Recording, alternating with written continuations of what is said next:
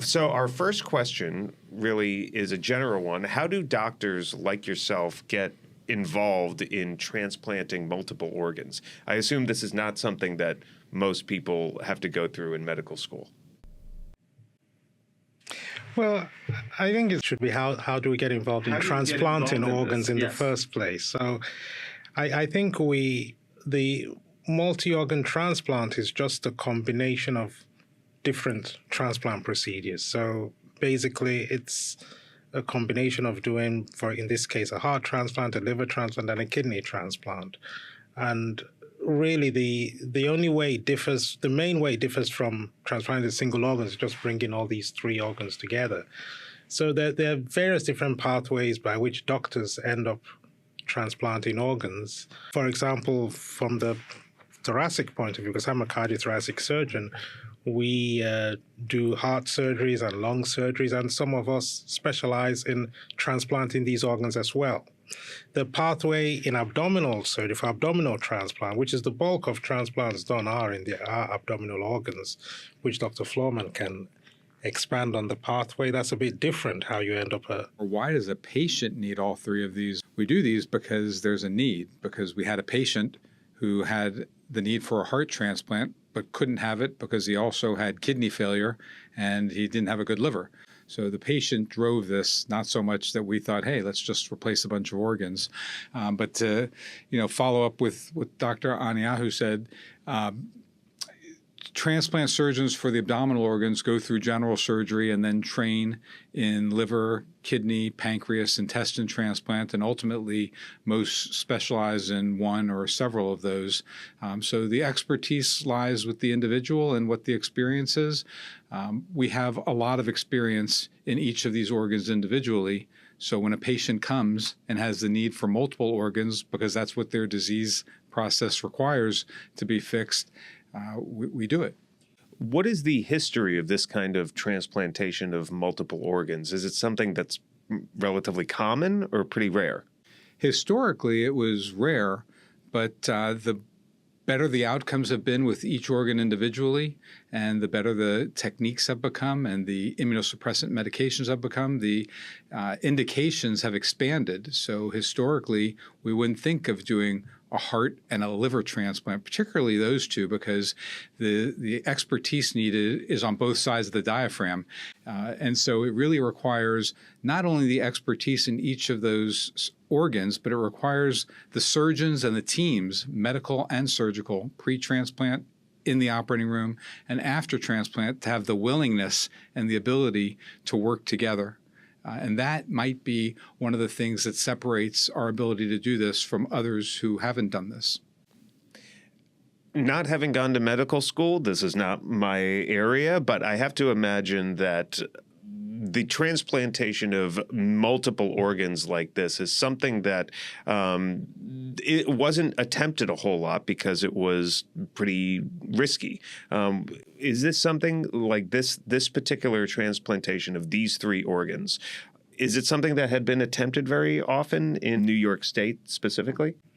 Well, it's not something that's attempted often anywhere, period. Like in the United States, the transplants are tracked. So we know how many transplants are done every year, and it's been tracked since the late 1980s. And I think on record in the United States, about somewhere like 54, 55 patients have had this particular operation over the last 30 years or so. So it's not a common operation, but part of the reason it's not common is because we don't have patients that need it. So just to put in perspective, every year there are several thousand patients get a heart transplant or liver transplant or lung transplant. But every year, the number of patients that would need, for example, a heart and a liver is small. It's going to be less than 100 in the country. So the need is different, because thankfully most patients don't suffer end-stage disease, because the reason we do transplantation is basically because an organ has been damaged beyond repair. So you don't usually have end-stage disease in multiple organs at the same time, thankfully. And then when you do, a lot of patients that have such what we call multi-organ failure, a lot of them are so sick that they're not really candidates for surgery. So then there's selection that goes on. So to be a patient who has multiple organs failing and yet you're a candidate for transplant, so we're talking of very few patients, and then to find hospitals or doctors, teams that are able to do the surgery, and that even narrows it down even more. So these are rare procedures. Generally speaking, because these are so rare, how does a doctor prepare for something like this? And in this specific case, how do you procure 3 organs at once for a patient who is in dire need of them? Well, the preparation is to get a little sleep before you do it. The funny part is we procure these organs from donors all the time. In most donors, we try to take the liver, the kidneys, the heart, and transplant as many people as possible. A good donor can probably save 8 people's lives with solid organs. So it's not unusual to take those organs out, but we need all 3 organs from the same donor, and the rules allow for that. The sickest organ drives it. And so in this case, the heart is the sickest organ and was life-saving for this patient. And so the liver and the kidney, by design, by the rules that are allowed in the country, they are allowed to be given to the same patient. So that part's not that different than what we normally do. It's just having a patient that needs that.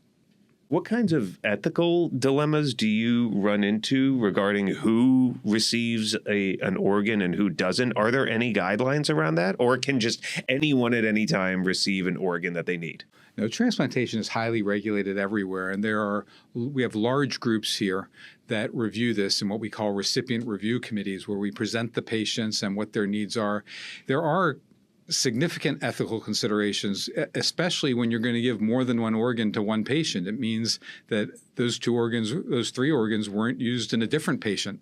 So you really have a responsibility to do this ethically. We don't do this for futility. We do this because we really believe the patient's going to come out of this on the other side and be able to live life. And what Dr. Anyanwu said was absolutely accurate, that most of the patients who would have multiple organ failure would never be dreamed of as candidates. So it just lines up that when we found a patient or patients that needed more than one organ and they had a meaningful chance for survival, that's how we try to make those decisions. But let's say there is a patient who perhaps engages in certain behaviors that damages a particular organ. How do you navigate that? Does that person not receive that organ, or are they less likely to? Well, it's a tricky thing because many of our diseases are caused by people's behaviors. Some aren't. Some are things that people are born with.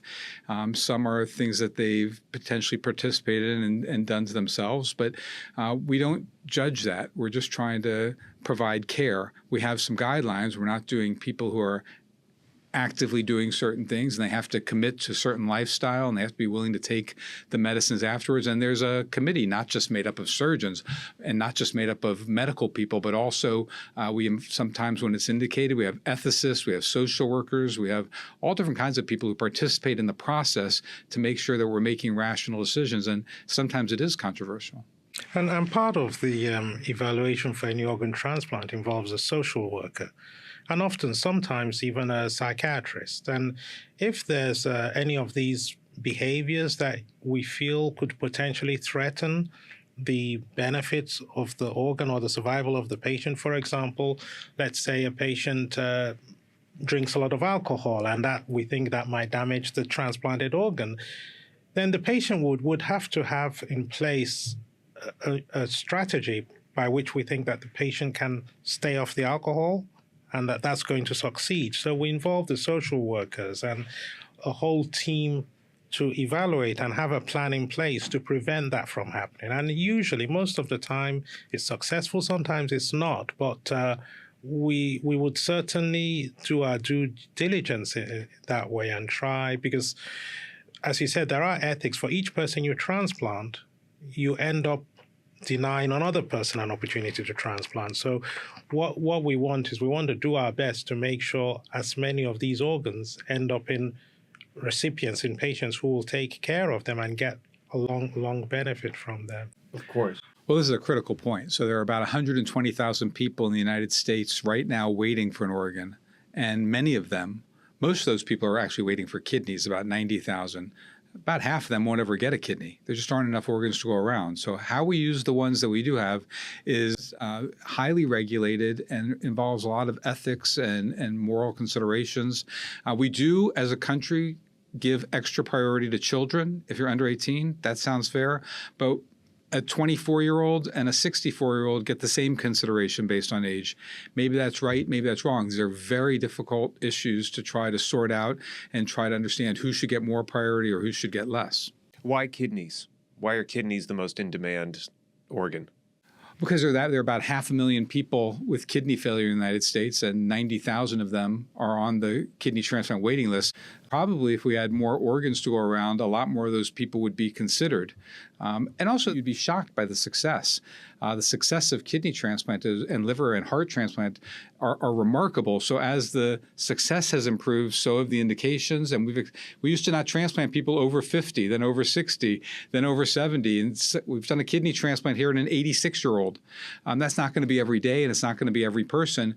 But their age doesn't seem to be the limitation anymore. So the indications have expanded, which means there are more people waiting. And yet there aren't enough organs. So if there's a big plug today, it's donate your organs. There are people dying. As an aside, though, we heard a few years back about the 3D printing of new organs. Is that a thing? Should we be optimistic about that? Well, you heard about it, so it's a thing. Hope springs eternal, and I'm sure there's optimism. We're not there yet. There's a lot of buzz around about using pig organs. That's getting closer, but it's still not today.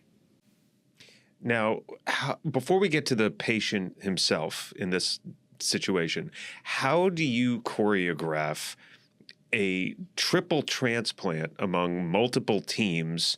What does that look like? How do you do that? It's, I imagine, difficult enough with one organ, let alone with three. I think as surgeons, we take care of many complex patient scenarios. So this is one of them, having to, execute such an operation. But we are used to, as surgeons, dealing with complex scenarios, difficult procedures that require multiple disciplines. So we actually do that very often as surgeons. We work in teams, and we not infrequently have to involve other specialties. So that we're used to. So we're used to working and coordinating with each other on various operations, which are not necessarily transplant procedures. So when it comes to transplantation, it's no different. So we do what we do at, like, in a quaternary center like Mount Sinai. It's all about team-based medicine. There are some things that we do that, isolated practitioners and can deliver the treatment. But for most of the treatments we do, it's all, even within just doing a heart transplant or a liver transplant only, there's still a lot of, coordination and going on. So I think adding, a heart transplant to a liver transplant to a kidney transplant, I don't think that really makes, it doesn't really, it's not as it sounds in terms of the complexity. And we've been doing multi-organ transplant for years. So we do heart-lung transplants, we do heart-kidney transplants, liver-kidney, kidney pancreas. So it's not a new concept, but it's just that we're doing, three at the same time. And here I thought the heart surgeon was going to say, I just tell them what to do and they do it. It's not quite like that. I mean, we have a very good rapport. And I think this is one of the special things about Mount Sinai and what I enjoy about being here. We have expertise in heart, obviously, monstrous, and in heart surgery and in heart transplant. We have expertise in liver transplant. We've done 6,000 liver transplants, expertise in kidney transplant. But you also have to have expertise in the medical care. Let us not leave out the anesthesiologist. The ability to manage a patient like this intraoperatively for whatever it is, 15, 18, 20 hours is extraordinary. And there are very few places that can put all of this together without playing the blame game when something goes wrong. And we've learned how to disagree, and we've learned how to take care of patients together. Who's going to manage the fluids afterwards? Who's going to manage the immunosuppression afterwards? It's a little different for each organ. So it really requires a true team. And I think that's special. And that's probably one of the reasons why this doesn't happen at a lot of places.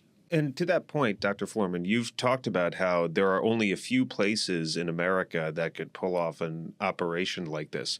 What is it, do you think, about Mount Sinai, other than the teams that you mentioned, technologically, culturally, perhaps, about Mount Sinai? What do you think it is that makes this place? Well, I think there are lots of places that have extreme expertise in liver transplant. Lots of places have extreme expertise in heart transplant or in kidney transplant. It's bringing that all together with the medical teams, with the anesthesiologists, with everybody involved. It just practically doesn't happen that often, particularly when you cross the diaphragm.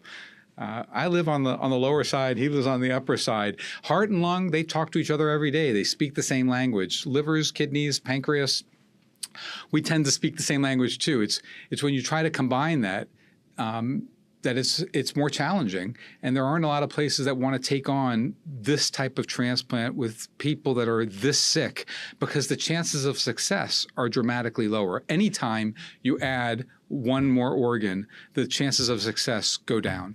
And I think also obviously the technical aspects of the surgery, because we're surgeons, are very different and need a lot of modification. So, for example, Dr. Florman is going to be doing a liver transplant on a patient who's just had a heart transplant, and the chest is still open, and the patient's on a kind of a bypass machine to circulate the blood, which is not usual. And I'm doing a heart transplant, which we have to conclude on a patient who's just had a liver transplant, and it's very different. And as Dr. Florman says, being able to have teams that can work together and do all these little parts that they all, gel in the middle, it's hard. It's harder. And I think that's probably why a lot of hospitals can't pull it off. And even like the anesthesia you mentioned, like for the whole procedures, you'd have about at least 2 teams of anesthesiologists, because the anesthesia for doing a liver transplant is very, very different from a heart transplant. Well, it's highly specialized. We have a separate liver anesthesia transplant team. We have a separate heart anesthesia transplant team. And these are outstanding clinicians, but we actually switch teams during this operation. The heart anesthesia team will switch to the liver team when I start the liver transplant. But amazingly, they stay around and they all talk to each other, because the fluid management, the blood management, how you manage these patients intraoperatively is dramatically different between the 2 organs, which might be something easily overlooked. But for us, this is about as important as it gets. He uses a bypass machine. They recirculate the blood around the heart so that they can remove the heart. There's no heart. In liver, we don't necessarily have to do any of that. So it's just dramatically different. And that brings us to the patient in question, Mac Godby. What were the facts of his case initially when he came to you, and what jumped out at you? Well, he was a gentleman who had already had a heart transplant many years, like 2 decades before. So that even brings another ethical question, in that he's getting a second transplant. And in screening for the second transplant, one of the problems with transplantation is the medications have a lot of side effects, and you have to take medicines to stop your body rejecting the organs. And these medications have side effects, which include some damage to the kidney. So over the years, his kidneys have been declining in function. And then when the heart is failing, which his heart has been gradually failing over the last, say, 5-10 years, it then puts a lot of back pressure of blood onto the liver, because the liver just sits underneath the heart. And his liver gets congested, what we call congested, which is full of blood, engorged with blood. And that engorgement of blood starts damaging the liver, and the liver starts getting scarred, and you start getting scar tissue forming. So his liver was now getting disease too. And the problem we faced is that if we were to do another heart transplant and just transplant his heart, very likely during the operation, the liver would fail completely, and then he wouldn't survive it. And then the kidneys would also fail, but when kidneys fail, you can go on dialysis. So the only solution to try and save his life was to transplant those 3 organs. I will point out, this is not something you jump into. We've had a gradual increase in experience. So it was only maybe 2 or so years ago that we did our first heart-liver transplant. That was a big deal. These are all a big deal. And we've probably done a dozen of those now. We've done many heart kidneys, many liver kidneys. And so putting that all together, we all got together and said, there's no reason we couldn't do this. And it makes perfect sense that this is what he would need. So remember, this is driven by the patient. It's not driven by us offering a procedure. It's driven by the patient and what the patient needs. And then we would all be remiss to say, without a donor, there is no transplant. So this is only through the gift of life that a family, in the worst time they can imagine, when one of their loved ones has a stroke or an accident, agrees to donate their organs to try and save somebody else's life. So there is no transplant without the donor, and there is no triple, double, or any transplant without the patient who needs that operation. And to the point about the patient, this show is called Road to Resilience, and Mac's story is, if nothing else, a resilience story, an incredible resilience story. What role does a patient's resilience play in the likelihood that they'll even receive the transplanted organs, let alone if they'll come out the other side okay? Oh, I think it's a great question. I mean, this is a brave patient. I'm not sure everybody's signing up to have their liver and kidney replaced. I mean, the risk for this is quite real, quite substantial. And so I think his story is remarkable. His daughter, he's an EMS guy. His daughter resuscitates him when he has a cardiac arrest. He makes it into the hospital. He ultimately survives enough only on machines, and only because of the incredible medical care that he gets, including dialysis, including a heart pump, and is ultimately able to survive long enough for us to find organs and do a successful transplant. It's a remarkable story about resilience. And get back to working within 2 months of surgery, too. Amazing. Yeah, going back to work, which is truly amazing. Extraordinary, yeah. Now, this being an operation that required multiple organs, multiple teams, so much coordination, what was going through your minds as the surgeons in the hours before the first incision? I'm hoping that he starts around 8 o'clock at night so I can start around 8 o'clock in the morning. Well, for us, it's really like any other surgery. Yeah. We just, we plan for it like we plan for any operation. We meet and have a cup of coffee, literally, usually before these, and we map out how are we going to do this, who goes first, which catheters are we going to put, which side are we going to put the catheters on. It's different for him than it is for me, and we both try to make sure that all the teams are organized and ready for this, and it's a tour de force. There's just no question about that, and then we coordinate the donor. We have to both agree that the donor is appropriate for all of these organs. We have to send our teams to go get these organs often, bring them back. The timing of this is critical.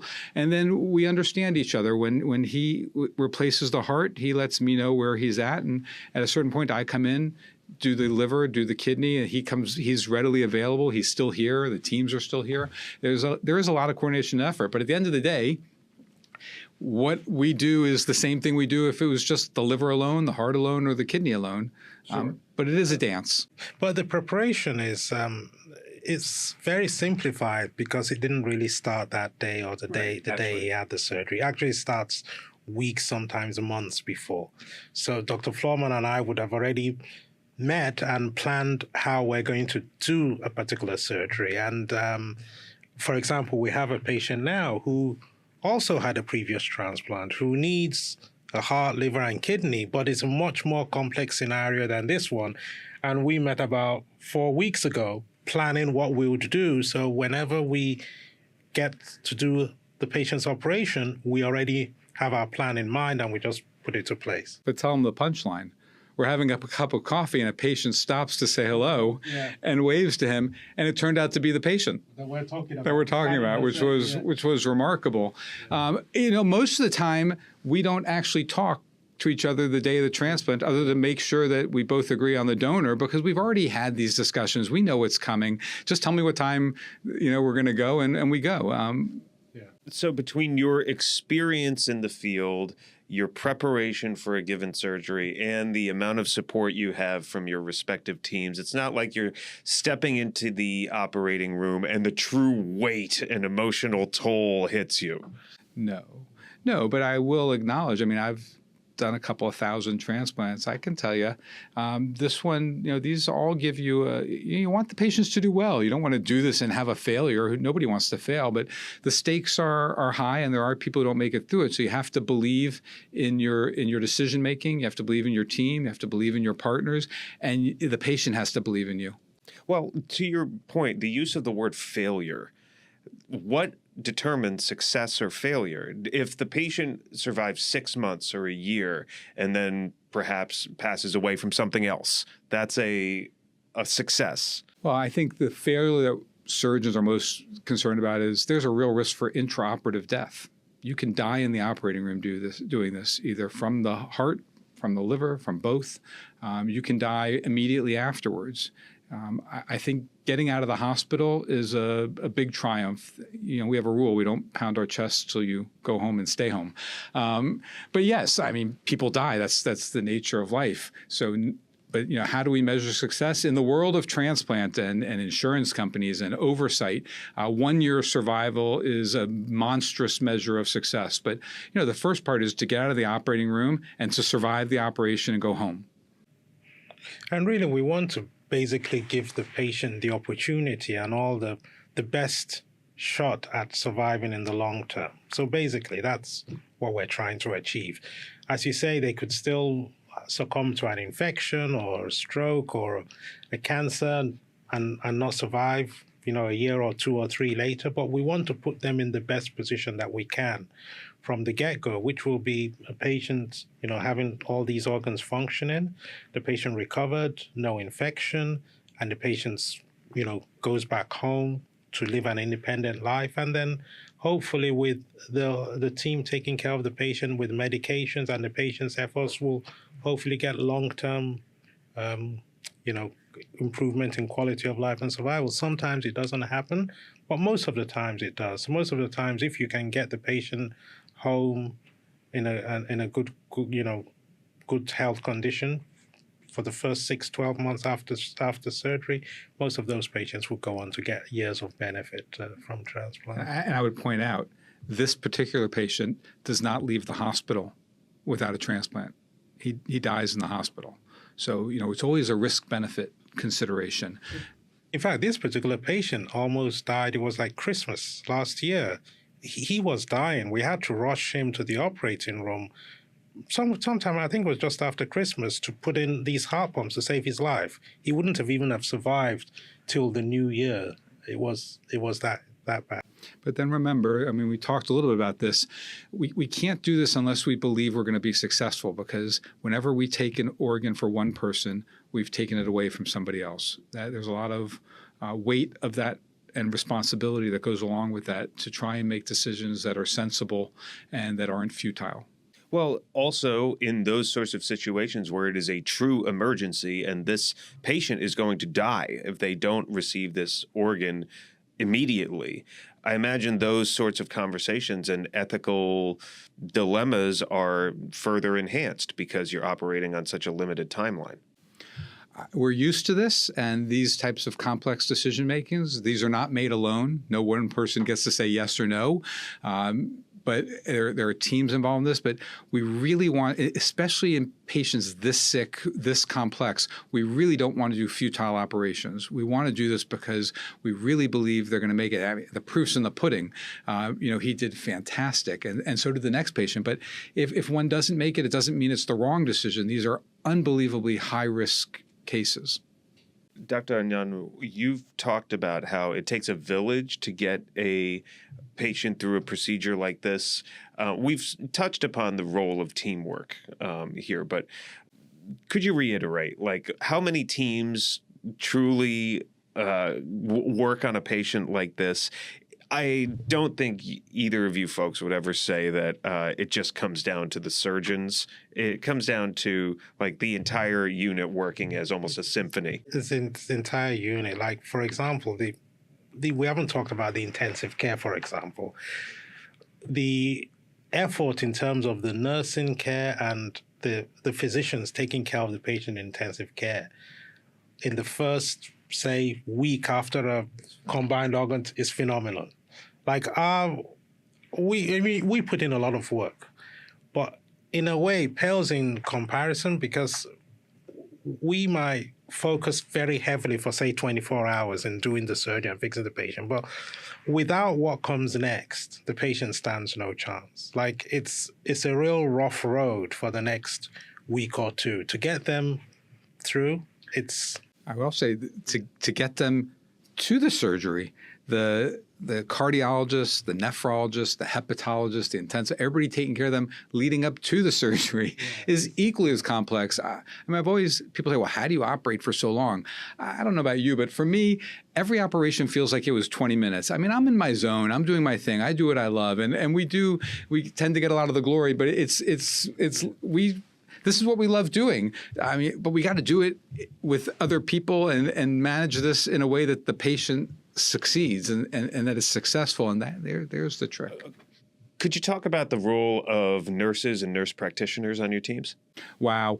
The doctors get so much credit, but look, none of this happens without everybody. I mean, the nurses are a huge part of this. In that operating room during either of our portions of the procedure are multiple surgeons, multiple anesthesiologists.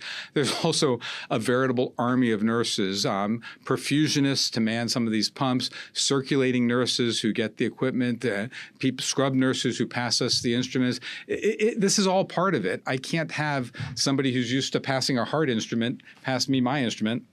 So I need the liver people to come, and they know their job. They know what I need before I ask for it. That's a sign of a great nurse. Love the nurses, and none of this is possible, of course, without them also. And really, the entire transplant process is run by our nurses. So, like, we call them transplant coordinators, but they're largely nurses and nurse practitioners that.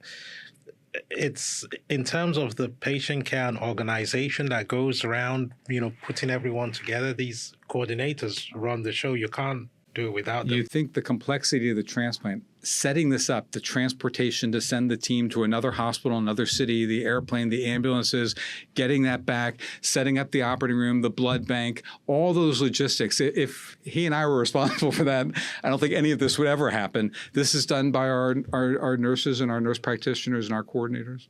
What do you think this procedure specifically says about the future of transplant surgery, both here at Mount Sinai and more broadly?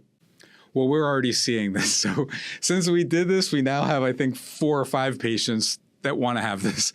The more success you have, the more people come. But I think this just shows to me, this is almost magical. This is just the incredible part of medicine and about being a part of something like transplant and teamwork that you could even think to do something like this. So I'm sure the next time it's going to be somebody who needs 4 organs. We have to do it based on what the patient needs, but the better your experience, the better the teamwork, the better the institutional support, the more likely we are to see the indications get expanded even further. And it will also extend to solving other problems. So when you have teams that can work so well together, you will also find other applications. Like, for example, Dr. Florman might have a patient who needs a kidney transplant or a liver transplant, but has a heart problem. And we'll say, well, maybe we can coordinate and fix the heart at the same time as fixing the liver or the kidney. And when you have teams that work together in that way, you'll find you'll reach out to so many more patients, because there will be patients who will need specific treatments that can only be delivered by a, integrated team approach, and things that might not have been thought of or done before. But once you can say, well, if we can put together a whole team of, few hundred people to pull a heart, kidney, liver transplant, then maybe we can take care of a patient who has a pancreas problem and a lung problem. There must be a solution. That's exactly right. And also it drives innovation. It drives research. We now have a lab, a perfusion lab, where we're pumping multiple organs on perfusion pumps to see how that works. We've even talked about putting these organs in together as one unit instead of separating them. That it's been done in a small number of places. Maybe that's part of our future. But absolutely having this collaboration and the ability to do this drives other innovations and drives patient care. Now, for many of our millions of listeners and viewers out there, we imagine there are a great many folks who are either in medical school or aspiring to become doctors themselves. What advice do you give to those folks who are just starting out and wanting to make a positive difference? First of all, if there are millions of people, I got to say, hi, Mom. Yeah, I'd be remiss. Look, I think Mount Sinai is an incredible place. Medicine is an incredible place. The technology keeps increasing. I have had no regrets. I work hard. We all work really hard. This is a labor of love. There are so many other things I could do that weren't this hard, that would probably be more lucrative, less days in the office, weekends, nights, but I love what I do. And I think if you love what you do, it almost doesn't matter what your job is, you're going to be really good at it. So I would encourage people to pursue these types of careers. And I think nowhere better than to come to Mount Sinai and try to do it. There's a lot going on. Maybe you won't do this for the rest of your life. Maybe you won't be involved in transplant, but just seeing it, just experiencing it and understanding what's possible, I think it opens up incredible horizons for people. And just to mention technology, because Dr. Florman just brought up technology, the technology is evolving rapidly. And when we started doing these combined heart-liver transplants about 3 years ago, the technology since then has allowed us to give patients like Mr. Godby a chance, because before we were limited a lot, because when you take out an organ from the body, it can only survive a particular amount of time out of the organ. So for a heart, maybe after 4 or 5 hours, you start getting concerned. The liver, maybe 8 hours, 7, 8 hours, then you start running into problems. So it made it very difficult for us to do these multi-organ transplants. But now we have machines that can keep these organs alive for 12 hours, 24 hours, even longer. Game changer. Which have really changed the way we can do these surgeries. So we can perform these multi-organ transplants in a much more controlled way, not hurried. We can also procure them from distant donors, so we can go very far away, get the organs. You're not under the pressure of time, and it allows us to do these procedures much more safer than we could even just 3 years ago. So it's not by accident that those devices became more available just 2 or 3 years ago when we started doing more of these 2 or 3 years ago, because the idea that we can keep the organs out of the body longer while we wait for one organ to be put in is a game changer. Do you see a difference among patients in terms of their progress and their ultimate outcomes when they have a significant amount of support, social support, familial support? It's part of the evaluation. I mean, you have to have the ability. You're not going to be able to take care of yourself for a while. So we decline people who don't have adequate support, but we also have a responsibility to try and help people who don't have adequate support gain that support. So we have a lot of resources, and we're here to help people. But it is an important facet of a transplant consideration, no question. Well, I mean, yeah, from the point of view of someone who might get rejected based on not having what is deemed to be adequate familial support, they don't want to feel like they're being penalized just because they don't have the support that someone else might. We work very hard to help provide that. There is a limit, of course, but we work very, very hard, and we're agnostic. We're blind to financial ability and all this. I mean, at the end of the day, we're here to take care of patients, and we should use our resources to help people get over this hump. The goal of transplant is to have a better life and to live longer and to restore you to what's as close to normal as possible. And Chris Klug won an Olympic downhill bronze medal snowboarding 6 months after a liver transplant. There's nothing you could think of doing that somebody hasn't done with a transplant. And I wouldn't use the term rejection. We don't really reject people on those bases. We might defer the transplant and we'll say, look, we have this barrier. How do we solve it? So if it's that the patient doesn't have social support, the question is, what can we do and how can we work with the patient? So we wouldn't reject a patient on that basis. Well, we've tried and find a way to work around that. And sometimes we're successful and sometimes there are barriers that we really can't overcome. It also depends on what the scenario is. I mean, for kidney transplant, you can wait on dialysis. There's no emergency. I mean, dialysis isn't fun, but it does keep you alive, and it is a way to stay alive. That doesn't exist so much for heart and liver transplant. There's a little bit of that. We have some devices that can help, but there's generally not a rush. So I like the way you put that. I mean, it's not about rejection. There are some people who get rejected for good reason. I mean, if you're injecting intravenous drugs, you're almost certainly not going to be a candidate unless you can give that up and prove your sobriety. But we do try to, transplant's not for everybody. Transplant is one stop on the continuum of patient care. Sure. How would you say Mac's extraordinary story has changed you? I mean, I wouldn't say it's changed me. Like, I see my role in this as a doctor. So I actually don't see, my encounter with Max any different from, say, maybe a child with meningitis that I might have taken care of when I was working in an emergency room in Africa 30 years ago.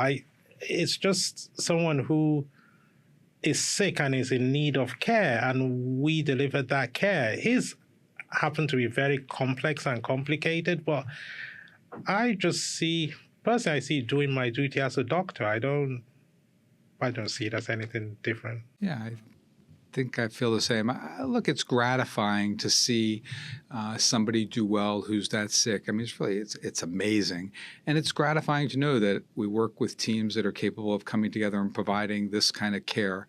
The truth is, I met Mac a week before his operation, right? And I see him a few times afterwards, but it's gratifying to know that somebody can be that sick, go back to their life, enjoy their family, and live the life that they may have been able to live without those diseases. I find it very gratifying. Sure.